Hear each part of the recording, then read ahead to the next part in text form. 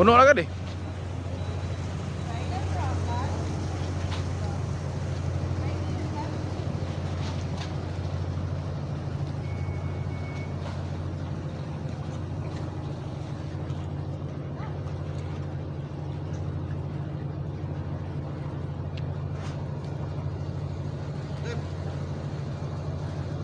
Oh. Ha? Bakit? Mamaya ba? Oh.